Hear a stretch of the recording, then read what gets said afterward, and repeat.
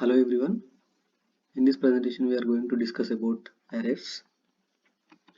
The topics we are going to cover are what are arrays, array declarations and accessing elements, array initialization, internal representation of arrays, iterating through arrays, swapping elements in arrays, and how we can modify or copy an array into another array, and reversing an array and enhance for loops.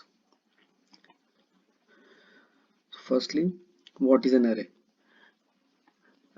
Array is a collection of similar data types stored at contiguous memory locations.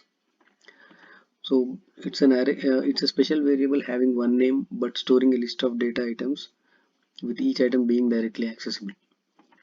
In an array, each element's location number is called the index, and index starts with 0 rather than 1. So if an array contains 10 elements, then the index starts from 0 through 9. And in Java, each array itself is an object. Arrays are objects that help us organize large amounts of information. So in this picture you can see this entire array has a single name named scores, and each value has a numeric index like 0, 1, 2, 3, 4, 5, 6, 7, 8, 9. And this array holds 10 values that are indexed from 0 to 9.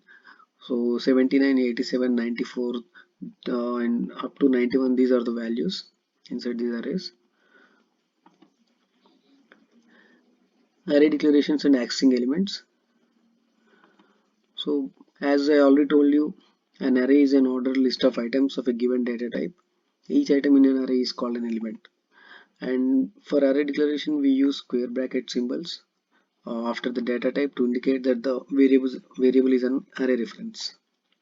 And a new keyword creates space in memory to store the array with the specific number of elements. So for example, here we can see that there is a game scores array. So here we are declaring an array reference variable game scores, which allocates an array of 4 integers. In the square brackets you can see the size of the array, and assigns game scores to refer to the allocated array.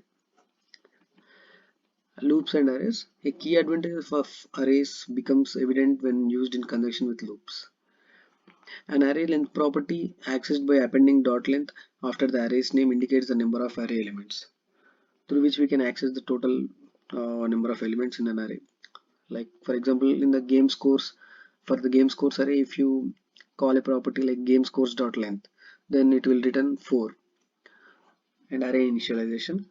An array's elements are automatically initialized to default values when using the new keyword to initialize the array reference. So the default value for elements of integer and floating point data types is 0, and the default value for boolean is false. This is the convenient way of initializing an array. While declaration, at the time of declaration only we can assign the values, which is called an initialization.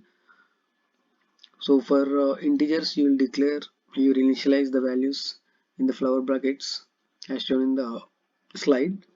For strings, we use double quotes for the values, and this is the internal representation of arrays. So for example, the top students array contains 2 variables. So here for the top students, the first variable they are stored in the heap and stack memory. So firstly, the total length is 2. In the heap it is shown like the total length of the array, and then comes the first element and the second element.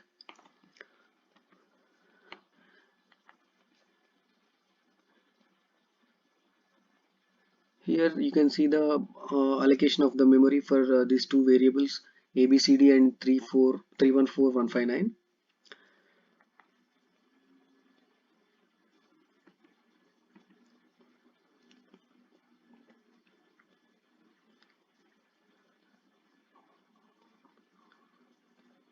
These are the microprocessor address locations like 1000, 1004, 1008, 1100C, like that.